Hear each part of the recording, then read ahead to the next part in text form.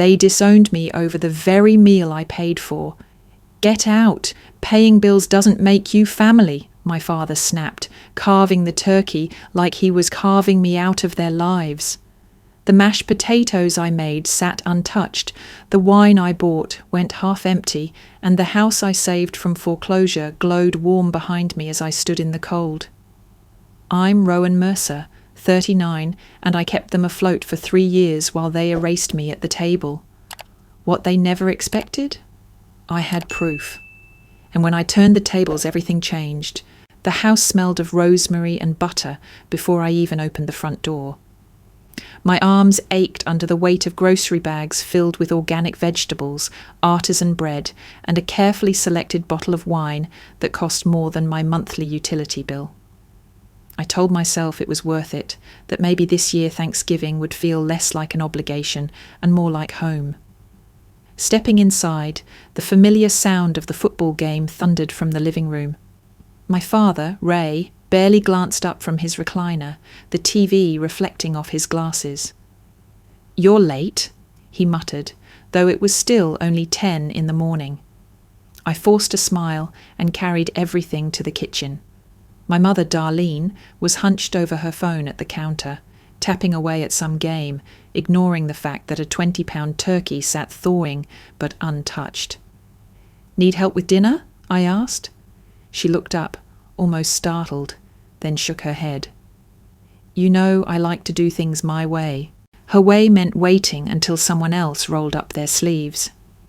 So I did, peeling potatoes, chopping onions, the steady rhythm of knife and cutting board giving me something to cling to. The warmth of the kitchen reminded me of younger years when I thought the smells of herbs and butter meant comfort. Now every scent was laced with the bitterness of how much I had sacrificed to keep this house alive. Mortgage, utilities, car payments, my name was buried in every bill, every automatic transfer, every quiet rescue that no one acknowledged. By 2 o'clock, my younger brother Cole finally arrived. Empty-handed except for his phone, he strolled in like royalty. My father's face lit up instantly. "There's my boy," Ray boomed, muting the TV to give him full attention. My mother nearly dropped her phone, arms wide for a hug. Cole smirked, offering only the briefest touch before sinking into the couch. "Sorry I'm late," he said, clearly not sorry. "Traffic." "No problem, sweetie," Darlene cooed. Then, as if remembering I existed, she tossed out, "Rowan's been helping in the kitchen."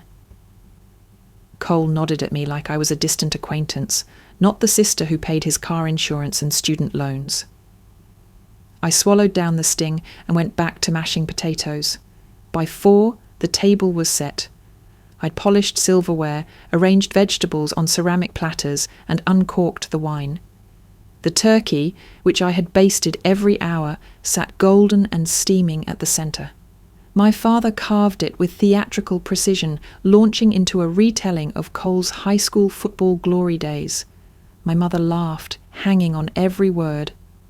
Cole leaned back, grinning, eating food I had paid for as though it was his birthright. I waited, hoping for even a sliver of acknowledgement. When my turn came, it was as an afterthought. "Still doing that computer thing?" Ray asked, more out of politeness than interest. "I just landed a contract with a major tech firm," I said carefully. "It could double the company's size." "That's nice," my mother replied, already turning back to Cole. "Tell us more about that job interview, honey." I took a long sip of wine to hide my expression. My chest tightened, words swelling against my ribs. Finally, during a lull in the chatter, I said it. "I need to scale back on the financial support. Just for a few months. My business needs reinvestment if it's going to grow." The air shifted instantly. Forks froze mid-air. My father's face darkened as though a storm had rolled in. Cole's jaw tightened. My mother's smile turned brittle. "What do you mean?" Ray asked, his voice sharp. "I've covered nearly $10,000 in your bills just this quarter. I need to hire developers, expand office space. It's temporary, but I can't keep bleeding money like this." The silence was suffocating. Then my father slammed his fork onto the plate, pointing it at me like a weapon. "You've changed," he barked. "Success has made you selfish." Heat flushed my face, but I forced my voice steady. "I'm not being selfish. I'm being practical. I can't build a business while carrying everyone else's weight." Ray shot to his feet, chair scraping harshly against the floor. "What about your family?" His voice boomed, rattling the glasses. "We raised you, fed you, clothed you. And this is how you repay us?" "I've given everything," I whispered, more to myself than to him. "That's it," he roared, pointing to the door. "Get out. Paying bills doesn't make you family." The words sliced through me. My mother lowered her gaze, unable to meet my eyes. Cole smirked, shaking his head like I was a drama queen. My throat burned as I stood, collecting my purse. As I turned, my eyes fell on the cranberry sauce seeping across the white tablecloth, a dark red stain spreading wider, deeper, impossible to ignore. It looked like blood, like a wound no one cared to stop. I walked out without another word, the November air slapping my face, sharper than my father's voice. The door had barely closed behind me when the weight of his words sank into my bones. The November air was sharp, but the cold that spread through me came from somewhere deeper. Get out. Paying bills doesn't make you family. It echoed like a verdict, as if all the years I had sacrificed meant nothing. Walking toward my car, I remembered another night years earlier when the phone rang past midnight. My father had slipped at the construction site, his back giving out completely. The hospital demanded a deposit before treatment. Without hesitation, I had wired thousands of dollars. I was 26, still in graduate school, juggling contracts just to survive, but I didn't think twice. I told myself, family comes first. The next morning, when I visited his hospital bed, Darlene brushed away my concern with a brittle smile. "We'll pay you back," she whispered. Then, softer, "Family doesn't keep score." Back then, I believed her. The truth is, I never saw a dollar of it returned. The hospital bills vanished into my savings account, and my parents went on pretending as if kindness was an endless fountain. I reminded myself of that night as I walked down the porch steps, hearing Cole's muffled laughter through the walls. Cole, my golden brother, the one who had come to me 3 years earlier with promises of starting his own business, something about real estate apps and disrupting the market. He needed seed money, just enough to get through the launch. "Just a loan, Rowan," he'd said, flashing that same easy grin that melted our parents. Against my better judgment, I transferred the funds. Weeks later, he disappeared from every group chat, every call. No updates, no prototype, nothing but silence. The money was gone, swallowed whole. And when I pressed him about it, our parents defended him. "He's under pressure. Don't be so hard on him. He'll come through eventually." But he never did. Standing in the yard now, I could still see the faint flicker of TV light through the curtains, the glow of the home I had rescued from foreclosure. I had paid 3 months' arrears, signed papers at the bank to prevent eviction. That house stood because of me. And yet tonight, I was the one cast out. My eyes drifted to the dining room window. Through the glass, I caught a glimpse of the white tablecloth. My grandmother's heirloom, passed down to my mother with reverence, laid out for special occasions. The cranberry sauce I had prepared was spreading across it like a red wound. It bled into the fabric with slow inevitability, a stain that no bleach could erase. My mother had once told me that tablecloth was a symbol, that it carried the weight of tradition, memory, and family gatherings. Tonight, it bore witness to the unravelling of everything I thought family was. The symbolism hit me with brutal clarity. Just like the stain, my place in this family had been marked, soiled, made permanent by rejection. No matter how much scrubbing, the memory would never fade. I thought about the countless times I had ignored my own needs to meet theirs. The way I had skipped vacations, turned down investments and postponed expansions for my business just so I could keep their lights on and their water running. Each sacrifice dismissed, each effort erased. And now their silence was louder than gratitude could ever have been. Cole's laugh carried again, sharp, dismissive. Drama queen. I could almost hear him sneer. My grip tightened around my keys, and I realized I had been clenching my fists so hard my nails dug crescents into my palms. The porch light flickered above me, buzzing faintly. I paused for a moment, my breath fogging in the night air. This was the house I had saved, yet I was an intruder here. They had made that perfectly clear. Turning back one last time, my eyes locked on the crimson blotch that had spread wider, a grotesque flower blooming in silence. It felt like my grandmother was watching, the weight of her legacy twisted into something cruel. Then I opened my car door, slid into the driver's seat, and pulled it shut with a decisive thud. The sound reverberated in my chest like the final gavel of a judge. The porch light above me flickered once more before holding steady, casting a pale glow over the yard I had once thought was mine. The house glowed warm behind me, but I no longer belonged to it. The cold sliced across my cheeks as I turned the ignition, the engine rumbling to life. My father's words replayed, harsher than the wind, sharper than the cold. Get out. Paying bills doesn't make you family. And with that, I drove into the night, carrying nothing but the sting of rejection and the realization that blood ties meant nothing without respect. The silence of my apartment struck me harder than my father's words. No football blaring, no clatter of silverware, no forced laughter to mask the fractures of family. Just the low hum of the refrigerator and the faint traffic from the street below. It felt like stepping into a decompression chamber, the air thick with the absence of voices. My phone wouldn't stop vibrating. Notifications stacked one after another. Missed calls from my mother, messages from Cole, group chat threads buzzing with blame. You embarrassed us. You ruined Thanksgiving after everything we did for you. Each ping pressed against my ribs until I silenced the device and tossed it face down on the counter. For the first time in years, I let the noise fade. I poured myself a glass of cheap red wine, the kind that came in a box, not a polished bottle. It tasted rough, but somehow truer. Then I walked to the cabinet where a black folder sat untouched for months.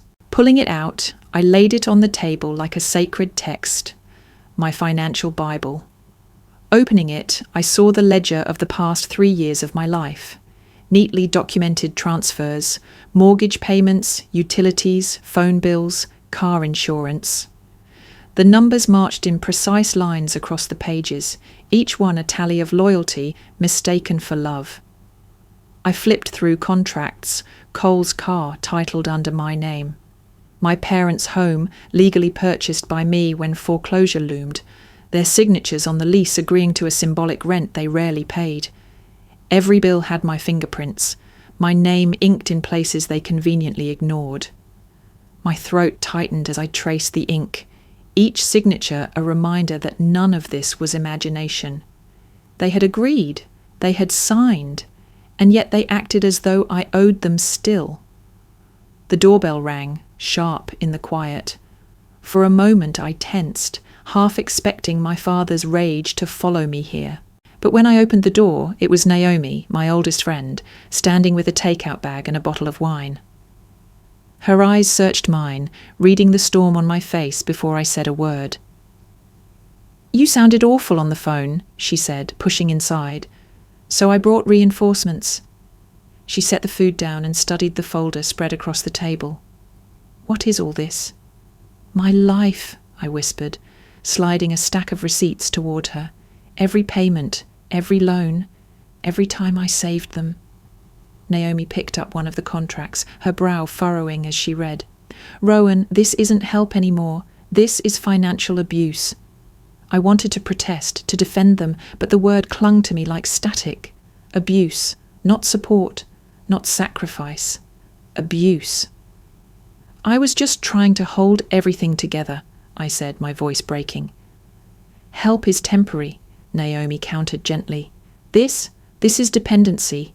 They've made you their bank, not their daughter. I sank onto the couch, the weight of truth settling heavy on my shoulders. For years I had convinced myself that keeping the lights on meant keeping love alive. But the ledger didn't lie. Love hadn't grown. Only their demands had. Naomi sat beside me, her hand steady on mine. You have a choice, she said.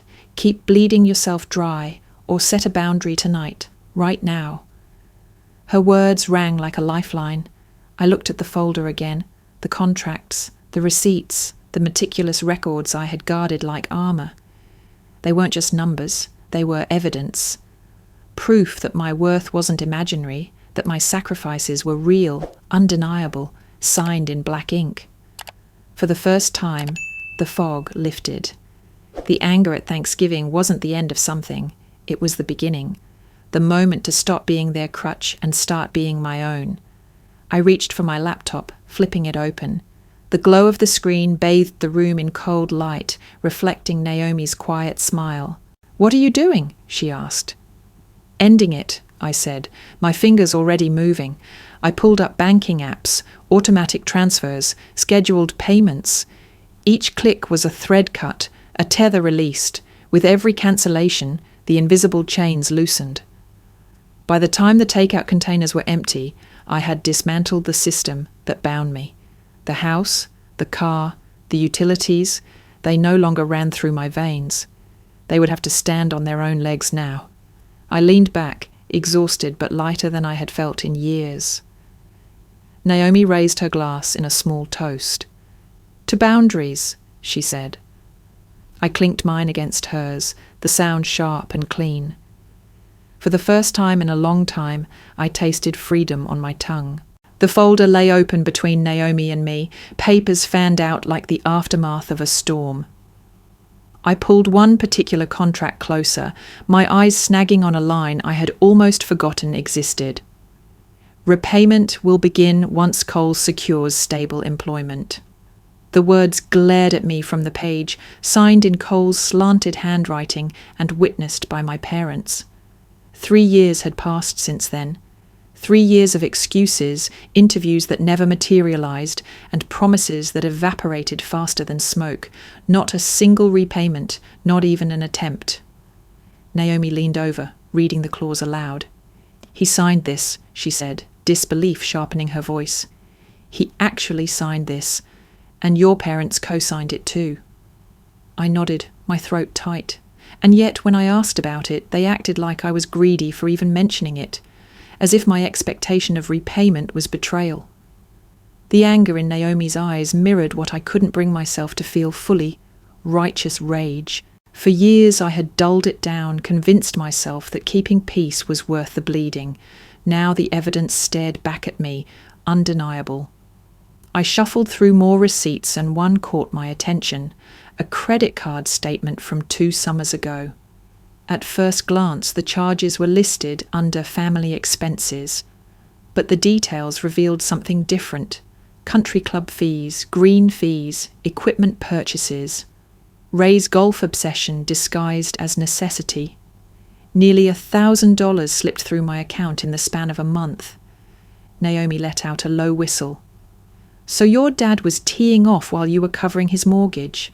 That's not just dependency, Rowan. That's entitlement. Her words hit harder than she realized. Because golf wasn't just a hobby for my father. It was his symbol of status, the thing he clung to after losing construction work. Paying for it meant I wasn't just funding his life, I was underwriting his pride. I closed my eyes, remembering the countless times he had boasted about his golf buddies, the same way he boasted about Cole. Not once had he boasted about me. Not once had he told anyone I was the one holding their world together. The papers blurred as I flipped faster, searching for something to anchor myself. Then my screen lit up with an old notification, a forgotten folder in my email. I opened it out of instinct, and there it was. A message from my mother, dated 2 years ago. The subject line was simple: "Thank you." In the body, she had written paragraphs about how grateful she was for the house, for covering the bills, for saving them when they were drowning. Words I had reread during lonely nights, when I needed proof that my sacrifices meant something.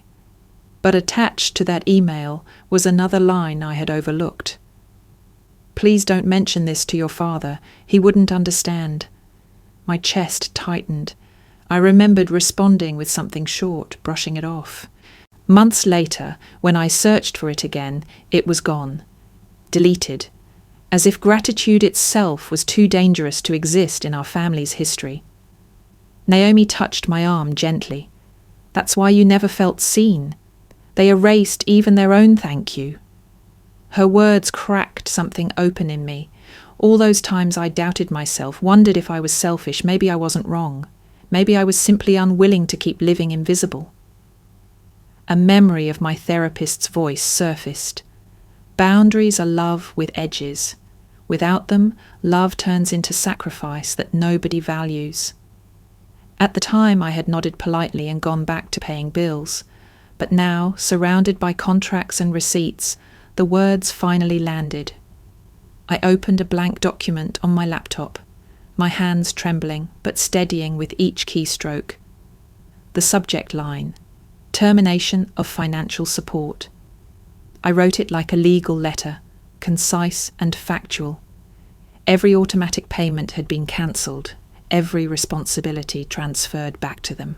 Attached would be copies of the signed agreements, timelines, and repayment terms. I included a clause: if they wished to dispute, it would go through my attorney. Naomi watched silently as I typed, her presence anchoring me. "This isn't revenge," I said aloud, almost to myself. "This is clarity. They need to face reality." When I finished, I scheduled a call with my lawyer for the next morning, attaching digital copies of every document. I wanted everything airtight, undeniable, untwistable. For years they had painted me as the selfish one. This time, the truth would speak for itself. Closing the laptop, I leaned back in my chair, a strange calm washing over me. It wasn't joy, not yet. It wasn't freedom, not entirely. But it was something solid, like stepping onto ground that had always been mine, but that I had been too afraid to claim. Naomi handed me another glass of wine, her eyes soft. "You're not alone in this," she said. For the first time, I believed her. The city outside my window pulsed with life. Cars, laughter, people with their own families to return to. And for once, I didn't feel lesser for being on my own. I felt whole, edges and all. The pounding on my door rattled me awake before sunrise. It was violent, relentless, like someone trying to break the frame apart. My heart lurched, but deep down I already knew who it was. I pulled on a sweater, my body tense with the kind of dread only family can conjure, and checked the door camera feed on my phone. Ray stood there, red-faced and furious, his fist hammering the wood in rhythm with his rage. Behind him, in the glow of the porch light, Cole stood holding his phone upright, recording the scene like it was his stage. Further back, parked at the curb, I spotted my mother slumped in the passenger seat of their car, her head bowed into her hands, shoulders shaking as if she were crying. The sight made my stomach twist. This wasn't a family visit. This was a siege. I took a steadying breath and called the non-emergency police line, just as I had planned the night before. My lawyer had instructed me, document everything, keep records, never engage alone. So I logged the call, reciting details clearly, the names, the situation, my fear of escalation. The dispatcher assured me that officers were on the way. With trembling hands, I gathered the folder I had organized with Naomi, the contracts, receipts, the lease agreement, and the written proposal I had drafted outlining a repayment plan. If they were going to corner me, I would meet them with facts, not fear. When I finally opened the door, Ray tried to push past me immediately. I blocked the entry, bracing myself against the frame. "Stop," I said firmly. My voice wavered, but I held the line. "What the hell is this, Rowan?" Ray barked, spittle flying. His eyes darted to the folder in my hand, then back to my face. "This," I said, holding it up, "is everything you've chosen to ignore. The house deed, the lease you signed, the payments I made, and a schedule for repayment moving forward." Cole let out a sharp laugh from behind his phone. "Oh, this is good. She's making it all about money now. Classic." I ignored him, focusing on Ray. "I've kept records of everything. Every cent, every loan, every signature." Ray's face flushed darker, veins rising in his neck. "You think pieces of paper make you better than us? You think this gives you the right to throw your own family out in the cold?" The hypocrisy almost made me laugh. Instead, I drew a slow breath.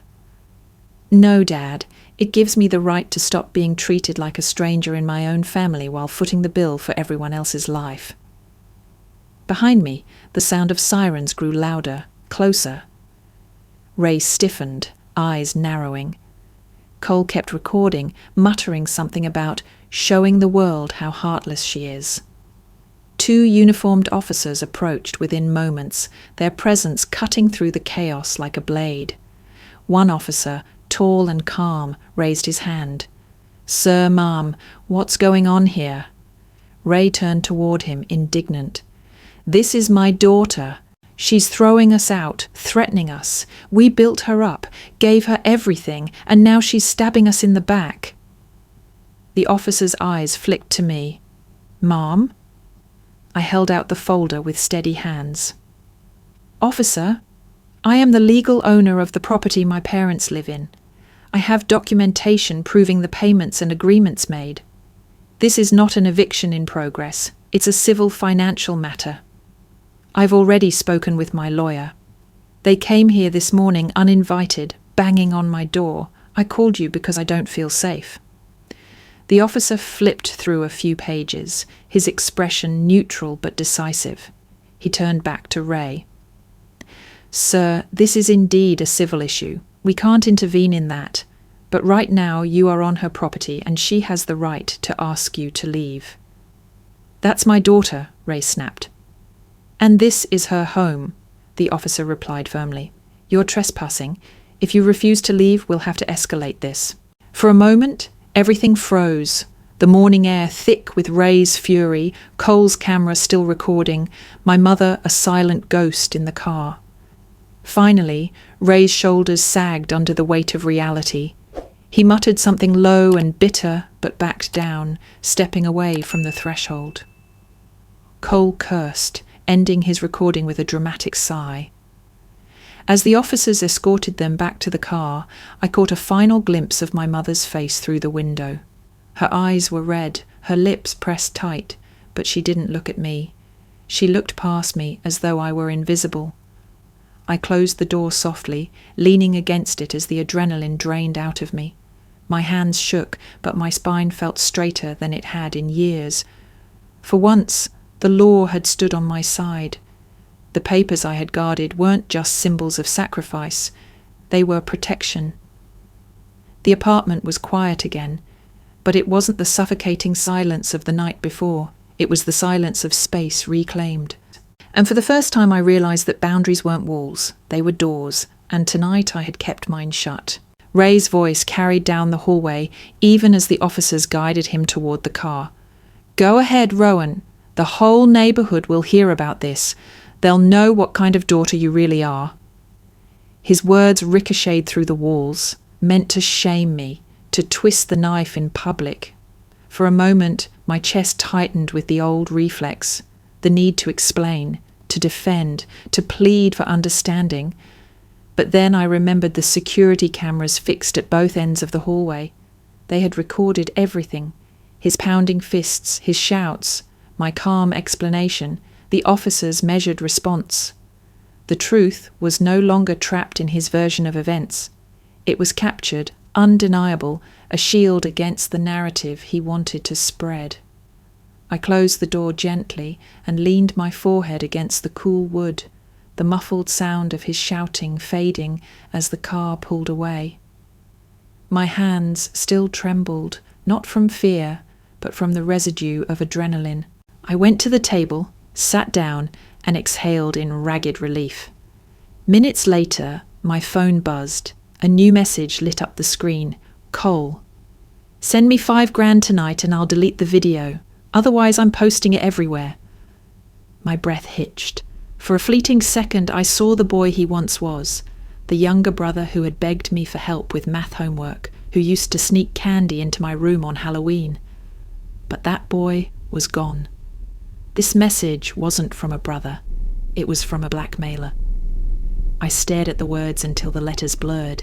Then I typed my response, steady and sharp. Do what you want. The security system recorded everything, including your threats. Any video you post will only confirm the truth. I won't pay you another cent. I hit send and set the phone face down, refusing to watch the typing bubbles I knew would follow. My pulse hammered, but the fear had shifted. It wasn't me cornered anymore. It was him, scrambling, desperate.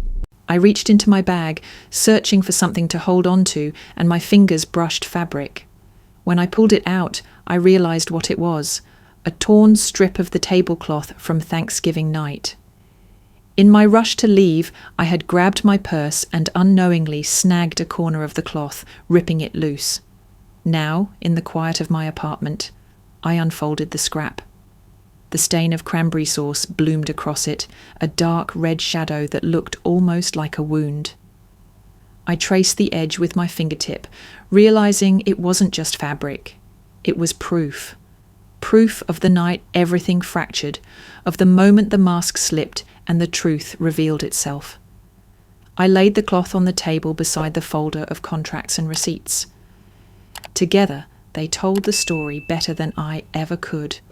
Cold numbers and messy stains, ink and cranberry. The financial abuse and the emotional betrayal woven into one narrative. The motif wasn't lost on me. Cranberry had always been part of our Thanksgivings, sweet, tart, messy. This year it had become something else entirely. A symbol of rupture, of a cut that no amount of scrubbing could erase. A reminder that boundaries once broken leave scars. I folded the cloth carefully, slid it into a clear sleeve, and placed it with the rest of my documentation. Not because I needed it for court, but because I needed it for myself. To remember. To never again let history repeat under the guise of family duty. My phone buzzed again. Another message from Cole. This one shorter, angrier. You'll regret this. I didn't reply. Instead, I opened my laptop and drafted a brief note to my attorney, attaching screenshots of Cole's threats. Evidence, neatly archived. Every attempt to manipulate me would now live in black and white. When I finally shut the computer, the apartment was silent again.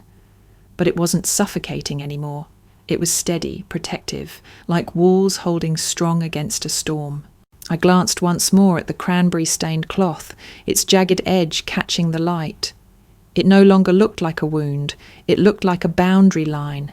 And for the first time in my life, I realized boundaries don't isolate. They define, they keep what matters safe, and they keep the poison out. The decision to sell the house came easier than I expected. For years, that place had been a shrine to my sacrifices, a monument I had paid for but was never welcome in. Now it was just a piece of property, a line item on a ledger that needed to be closed. I sat in my attorney's office, the folder of documents spread across the polished desk. She flipped through the lease, the receipts, the agreements with practiced efficiency. "Everything is in order," she said finally. "The sale will be clean. Proceeds can cover what they owe you, and we'll establish a trust for any surplus. Conditional release only, so they don't burn through it." Her words felt strangely merciful. It wasn't revenge, it was structure. The kind of fairness I had longed for in my family, but had never received. Within weeks, the process was underway. Realtors came to photograph the house, staging it with soft lighting and neutral tones. I couldn't help but notice the worn carpet, the peeling paint, the faint smell of mildew in the basement. Years of deferred maintenance, years my money had covered essentials, while the house itself decayed. The photographs, though carefully angled, couldn't disguise the neglect. I signed the papers with steady hands, each signature a release. When the final buyer's offer came through, I felt a pang, an echo of what might have been if the house had ever truly felt like home. But mostly, I felt relief. The sale closed on a grey Friday afternoon. My attorney wired payments to cover the outstanding loans, deducting every documented expense I had carried. What remained went into a controlled account for my parents, a safety net they could not twist into endless demands. It was the first time in years that responsibility no longer tethered me to them. Ray and Darlene moved into a modest apartment on the edge of town. I heard through a mutual acquaintance that the space was small but manageable, something they could actually afford on Ray's pension and Darlene's part-time work. Cole, stripped of the cushion I had provided, finally took a job at a warehouse. The irony wasn't lost on me. Years of being coddled, and now he was learning what it meant to earn a paycheck that didn't come from me. Meanwhile, I poured myself back into my business. For too long, expansion had been a dream I deferred to keep everyone else afloat. Now the capital was free, and I used it with precision. I hired 2 developers within the first month, then another shortly after. With a team, projects that had once kept me up all night were suddenly manageable. Contracts with larger clients fell into place, one after another. The first time I walked into the new office space, a glass-walled suite overlooking the city, I felt a lightness I hadn't known in years. This was what my sacrifices were supposed to lead to. Growth, independence, something sustainable. Not endless handouts swallowed by ungrateful mouths. Still, there were moments of emptiness. Nights when I drove past the old neighbourhood and saw lights glowing in other people's windows, laughter spilling from porches. I'd grip the steering wheel tighter, telling myself that nostalgia was a liar, that the family I missed had never truly existed. But then I'd remember the cranberry-stained scrap of cloth tucked safely away, the reminder of how quickly warmth could turn into rejection. And the ache would fade, replaced by something steadier, conviction. Naomi celebrated each milestone with me. "This is what freedom looks like," she said when we signed our biggest client yet. "You didn't lose a family, Rowan. You lost a cage." Her words landed with more weight than she knew. For years I had equated family with obligation, with sacrifice, with pouring myself out until I was empty. But sitting in that office, surrounded by a team I had built, I realized I was finally pouring into something that poured back. The house was gone, but in its place, I had found something better, the right to build a life where I wasn't erased. Before the sale finalized, I walked through the old house one last time with the realtor. It was supposed to be a routine inspection, just to ensure everything was documented properly for the buyers. Instead, it became a mirror I wasn't ready to face. The carpets were stained, far worse than I remembered. In the upstairs bathroom, the faucet leaked steadily into a rust-ringed sink. The back porch sagged from years of water damage. In the basement, boxes of forgotten junk had moulded, the air heavy with neglect. I had poured nearly $150,000 into saving this house, and yet it looked like no one had cared for it. The realization struck harder than I expected. It wasn't just disrepair, it was disregard. A house I had saved with my sweat had been left to rot under their roof. The ache in my chest wasn't for the building itself, but for the confirmation of what I had refused to admit. My sacrifices had never been valued. The realtor tried to assure me that every house carried wear and tear, but I knew better. These wounds weren't from time, they were from apathy. Days later, as I boxed up the last of my records, an envelope arrived in the mail with unfamiliar handwriting. I opened it carefully, and a folded letter slid out. "Dear Ms. Mercer," it began, "I wanted to thank you. 2 winters ago, when my heating bill was overdue, I found out someone had paid it for me. The company said it was you. I never forgot that kindness. Because of you, I stayed warm that winter. With gratitude, Mrs. Klein, apartment 3B. I read the words twice, then 3 times, struggling to recall the moment. I had paid so many bills over the years, not just for my family, but for neighbours who had asked, acquaintances who had hinted, even strangers sometimes. It had become automatic, throwing money at need like water onto fire. But I didn't remember this woman. I didn't remember her bill. What unsettled me wasn't her gratitude, but my own blankness. I had given so much, so often, that my own memory couldn't hold it all. The act of kindness, which had meant survival for her, had meant nothing more than another automatic transfer for me. That emptiness hollowed me out. I set the letter down slowly. My generosity had blurred into obligation, my sacrifices into routine. I had lived so long trying to prove I was enough by keeping others afloat that I had forgotten what it felt like to give and still keep something for myself. That night, I went into the kitchen with a strange impulse. I bought a bag of cranberries earlier in the week, intending to toss them into the freezer and forget about them. Instead, I pulled them out, rinsed them, and set them to simmer on the stove with sugar and orange zest. The berries hissed and popped as they broke down, filling the apartment with a sharp, tart sweetness. I stirred slowly, watching the sauce thicken into a glossy jam. It was nothing fancy, nothing extravagant, just a small pot of cranberry preserves. When it cooled, I spooned it into a jar and sat at the table, tasting it with a plain piece of toast. The flavour was sharp but honest, sweet and sour, imperfect but mine. For once I wasn't feeding anyone else.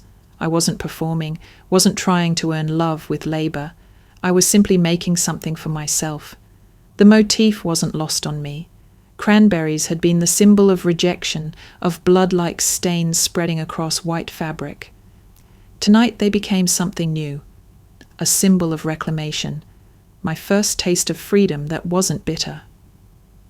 I leaned back in my chair, the jar warm between my palms. It wasn't much, but it was mine.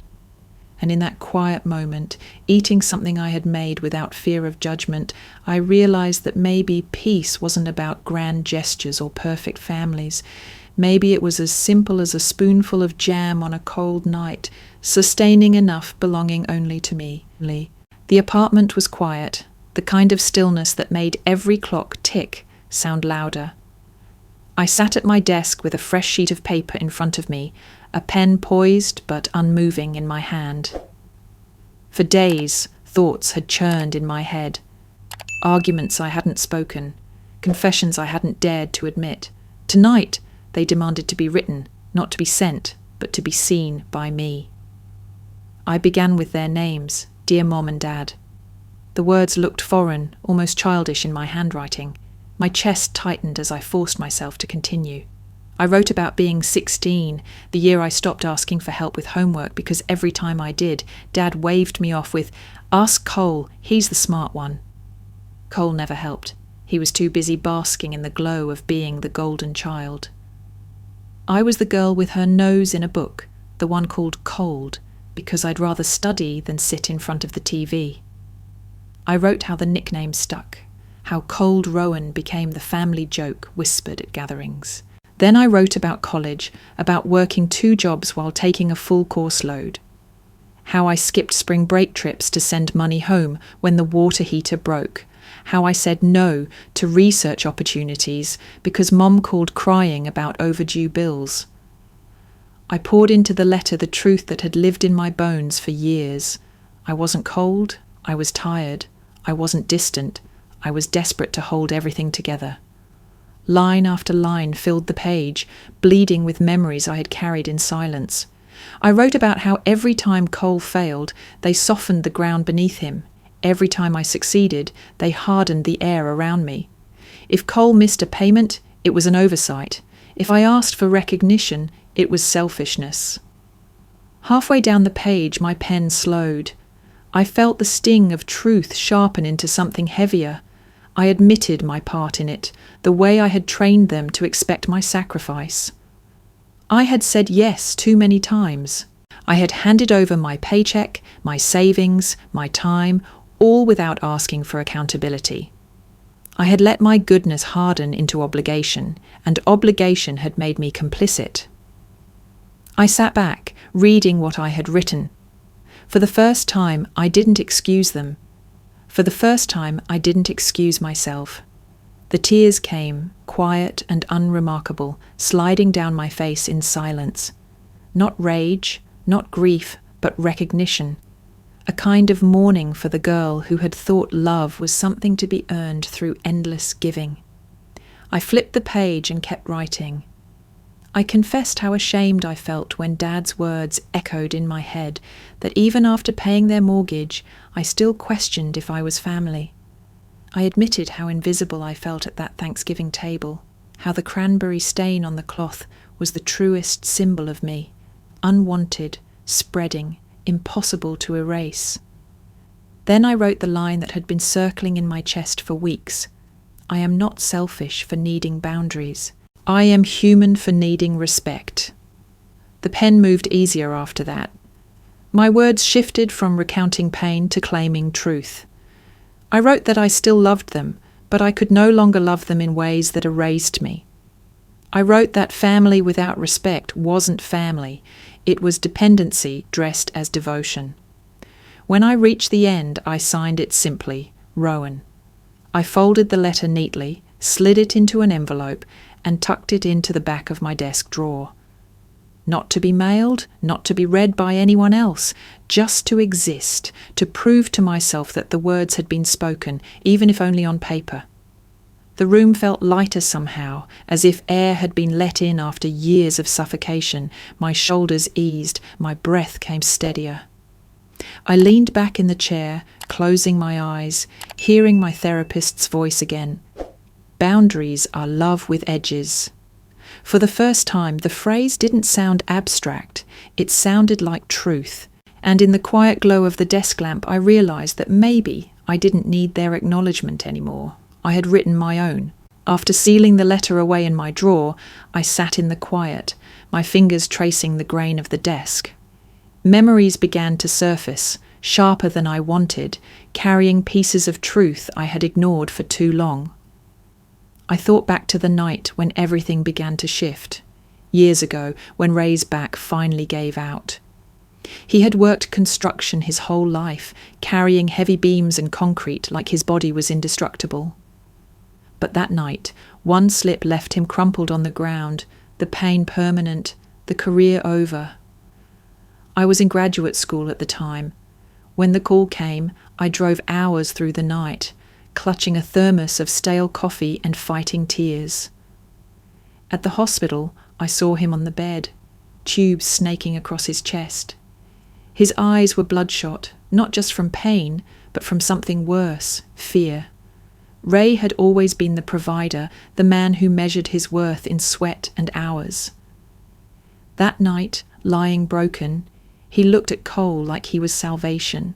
Cole was athletic, charming, strong, the son who could carry the dream forward. I wasn't blind. I saw the way Dad's eyes clung to him, as though Cole's youth could undo his own defeat. It wasn't just favoritism, it was survival. Dad pinned his worth on Cole because losing his own body meant betting on someone else's. I wasn't the right fit for that dream. I was the daughter who studied late, who typed code, who built things you couldn't touch. He needed a mirror, not a contrast, so he made Cole his legacy. And me, I became the background. For years, I resented that without fully understanding its roots. But writing the letter had cracked something open. Dad's cruelty wasn't only arrogance, it was terror. the terror of a man who had lost his identity and shoved the burden of his pride onto his son, leaving me invisible. Then another memory surfaced, softer but just as sharp. I remembered finding a torn envelope in Mum's purse when I was home visiting. It was from a dental clinic. The words loan agreement caught my eye before she snatched it back, her face pale. She never mentioned it, never explained. But later I realized she had quietly taken out a loan for her own dental work rather than ask me. At first, I thought it was pride, but now I saw it differently. It was shame. She could accept thousands for the mortgage, for Cole's car, for Ray's expenses. But for her own needs? She stayed silent, burying the evidence. Her complicity wasn't only about siding with Dad. It was about hiding her own humiliation, trapped between gratitude she couldn't express and shame she couldn't admit. I sat with those realizations for a long time. They didn't excuse the way I'd been treated, but they explained some of the shadows. Understanding didn't erase the wounds, but it gave them shape. And sometimes naming a wound is the first step toward healing it.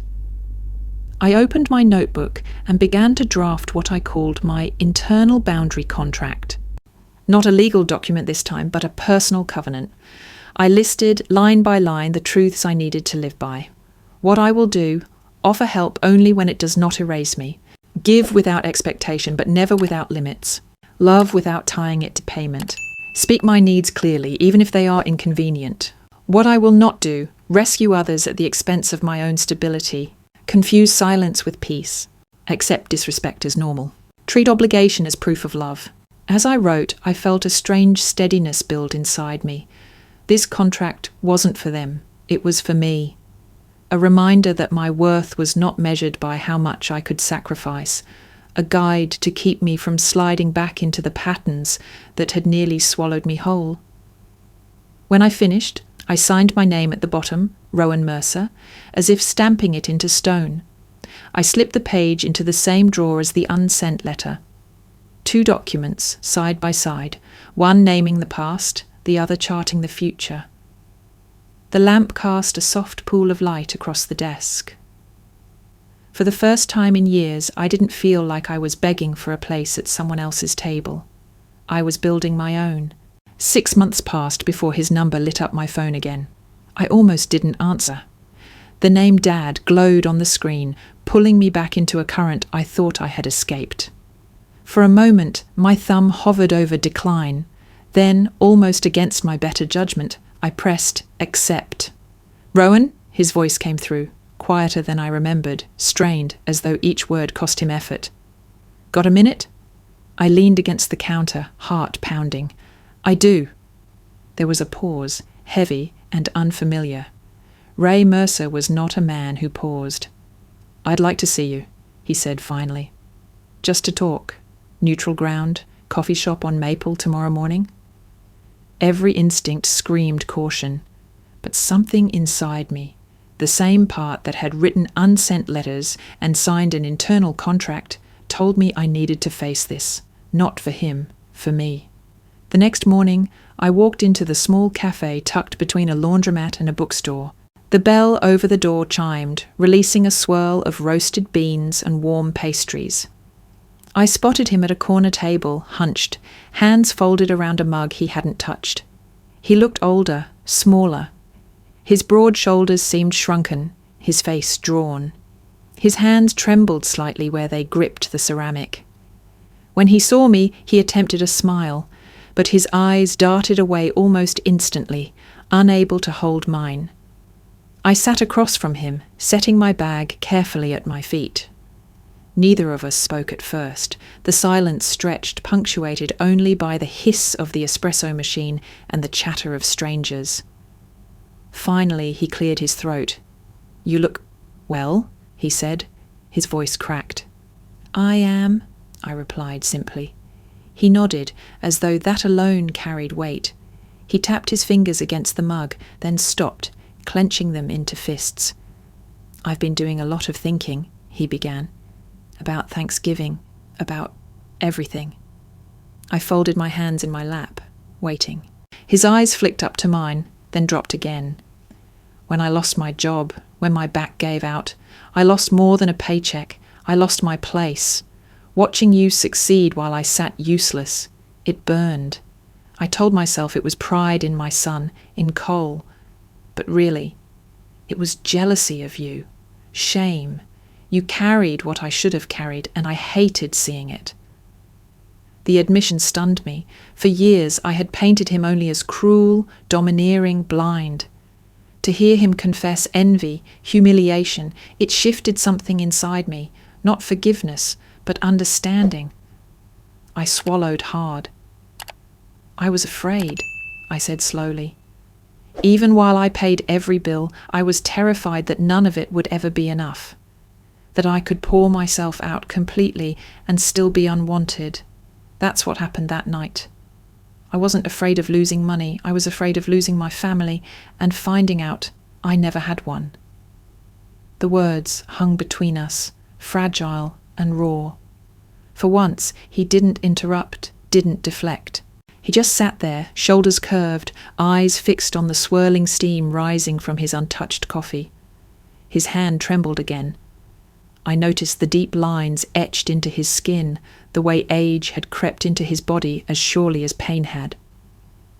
For the first time in years, I saw not the tyrant at the head of the table, but a man broken by time and ego, fumbling for something he didn't know how to name. We didn't speak much after that. Small words, scattered between sips. But it was the silence that mattered more, the absence of shouting, of accusation. Just two people separated by history, sitting in the fragile present. When we finally stood to leave, he hesitated. "Thank you for coming," he said softly. His voice cracked again, but this time I didn't hear anger in it.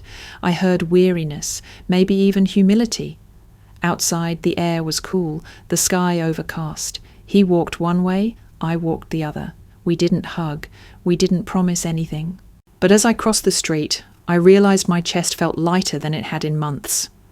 Because for the first time, my father had looked at me, not as a wallet, not as a failure, not even as an obligation, but as a person. The morning after our cautious meeting at the cafe, I sat at my kitchen table replaying every detail. His hands trembling against the mug, his refusal to hold my gaze, his halting words about jealousy and shame. For years I had begged in silence for recognition, and yesterday he had finally cracked the door open. But I also knew better than to mistake cracks for walls rebuilt. Later that week, my phone buzzed with a message from an unfamiliar number. "This is Mark. I run the men's support group your father attends." He asked me to reach out, said you might want to know. I hesitated, then opened the attachment he'd included, a flyer. Men in Transition, a support group for injury, identity, and family. I stared at it for a long time, piecing together what Ray hadn't said. He had joined a group. My father, the man who thought therapy was weakness, who mocked talking about feelings his entire life, was sitting in circles with other men, admitting brokenness. That evening, he called again. His voice was softer still.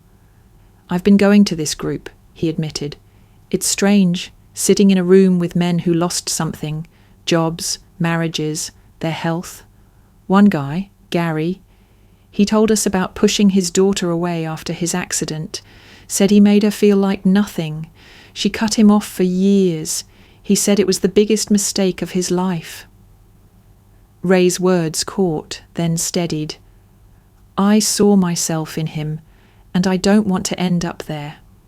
The confession left me speechless. My father had always wrapped himself in armour made of anger and pride. To hear him speak like this was like watching steel bend. "I don't know if it changes anything," I said carefully. "It doesn't erase what I did," he replied, "but maybe it means I can learn not to do it again." I didn't know if I believed him, but something in his tone, the vulnerability, the weariness, made me want to try.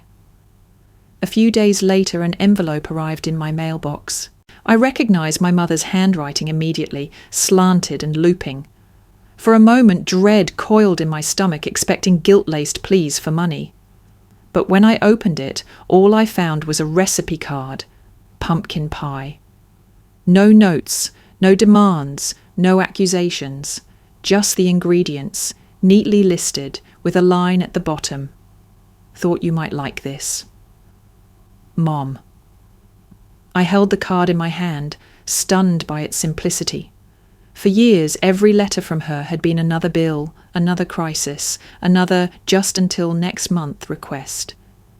This was the first time she had given me something instead of asking for more. It wasn't reconciliation, but it was an opening. I pinned the card to my fridge, letting it sit there as a reminder that sometimes even silence can shift. The next time I met Dad, I decided not to show up in the same armour I had always carried. I didn't wear the neutral lipstick that made me fade into the background. Instead, I swiped on a bold cranberry shade. It wasn't for him. It was for me. As I looked at my reflection before leaving, the colour felt like a reclamation. Cranberry had been the mark of rejection, staining a family tablecloth with humiliation. Tonight, it was a symbol of self-respect, not defensive, not aggressive, just mine. At the cafe, he noticed immediately.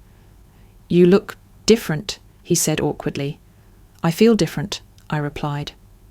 We talked quietly for nearly an hour, not about money, not about debts, but about ordinary things, his group meetings, my business expansion, even the weather. There were pauses, but they weren't hostile. They were pauses of two people, unused to speaking honestly, fumbling their way towards something new. At one point, he told me Gary's story again, this time with more detail. He said his daughter never forgave him. She started her own family without him in it. He missed everything, birthdays, graduations. He said if he could take back one thing, it would be the pride that made him push her away. He looked down at his hands. I don't want that to be me. I studied him, wondering if this was the same man who had pointed at the door and declared me unworthy of family. Maybe he was still that man. Maybe he was learning to be someone else. The truth was, I didn't need to decide that night. I just needed to be present. When we parted, there were no promises, no declarations of change, but as I walked back into the cool evening air, I felt steadier than I had in years. The cranberry lipstick clung to my lips, a quiet reminder that I could stand at the table, not as their bank, not as their scapegoat, but as myself. For the first time, I realized healing didn't have to roar. Sometimes it whispered. Sometimes it arrived in the form of a support group meeting, or a recipe card tucked into an envelope, or the bold stroke of lipstick before a cautious conversation. And for the first time, I let myself believe that maybe, just maybe, the story wasn't over yet. A year later, Thanksgiving arrived again. This time the air felt different.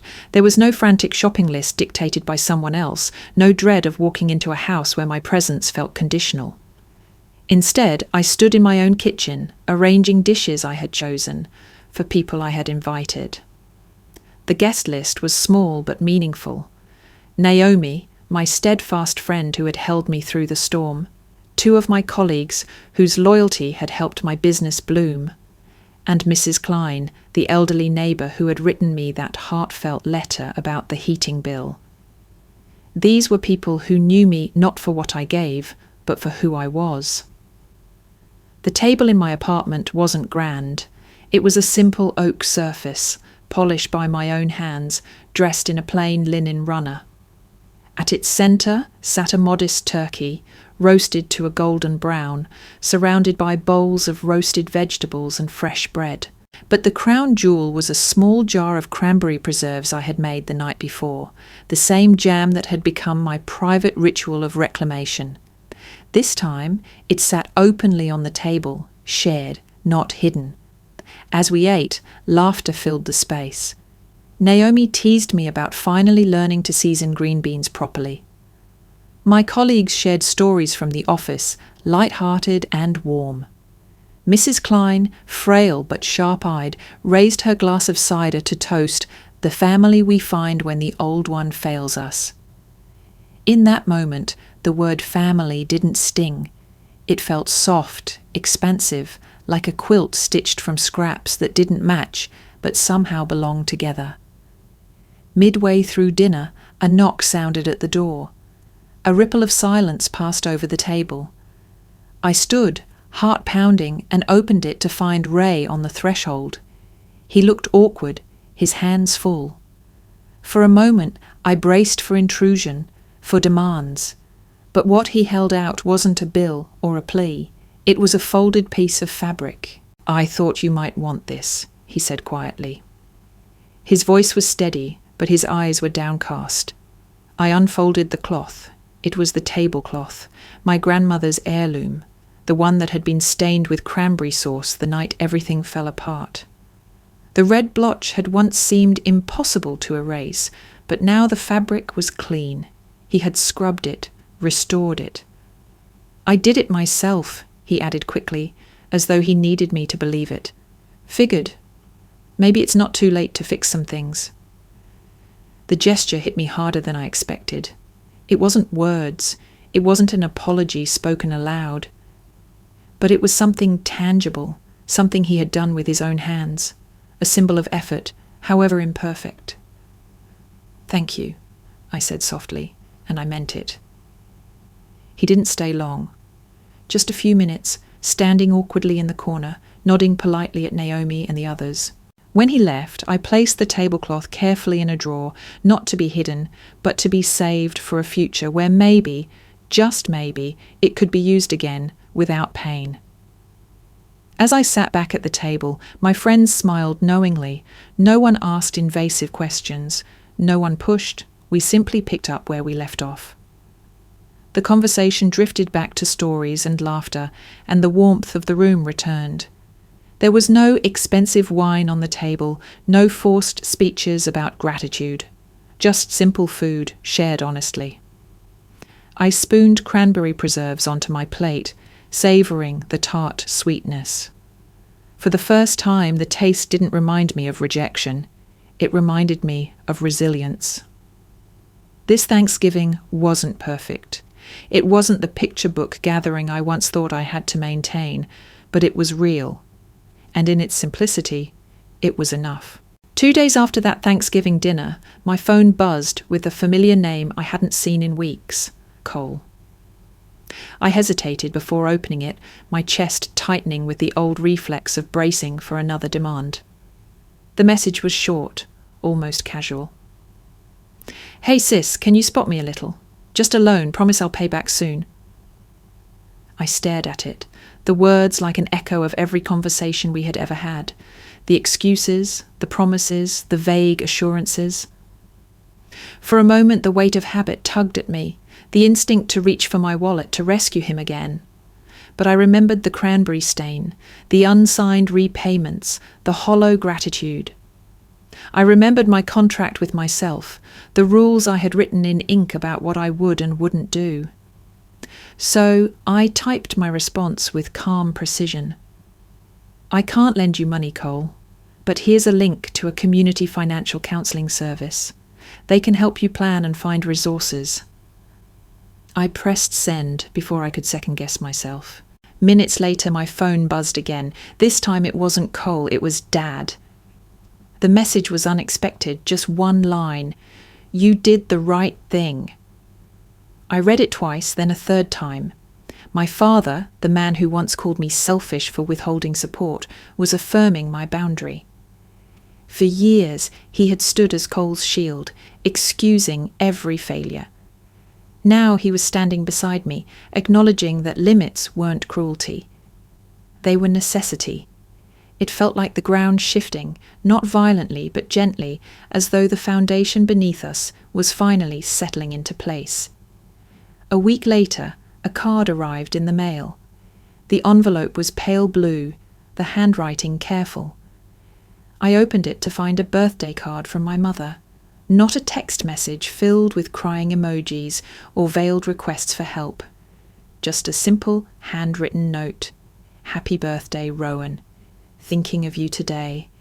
Love, Mom." I held it in my hands for a long time. It wasn't extravagant. It wasn't even emotional. But it was honest, free of manipulation. For once, she had given me acknowledgement without strings. I placed the card beside the recipe for pumpkin pie still pinned to my fridge. 2 small offerings, quiet but sincere. As the days slipped into weeks, I found myself reflecting more often on what family meant.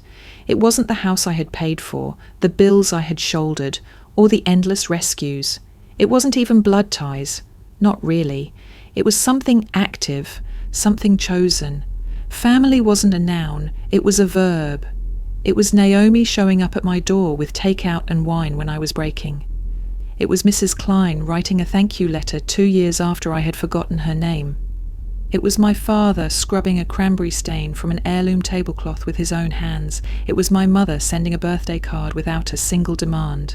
And it was me finally saying no to Cole, not with bitterness, but with clarity. Because love wasn't about endless sacrifice. Love was about respect. On a quiet evening, I sat by my window with a jar of cranberry jam, spreading it onto warm toast. The city lights flickered outside, steady and constant. I thought of all the years I had given without boundaries, all the times I had mistaken obligation for devotion. And then I thought of now, of the people around me, of the balance I had fought to build. The sweetness of the jam lingered on my tongue, tart but rich, imperfect but mine. I whispered the words to myself, a vow and a reminder. Family is a verb, not a weight, not a debt, but an action, carried out day by day, in choices, in respect, in responsibility. And for the first time in my life, the thought didn't ache. It steadied me. It held me. This was not the fairy tale I had once tried to buy with sacrifice, but it was real, and it was enough.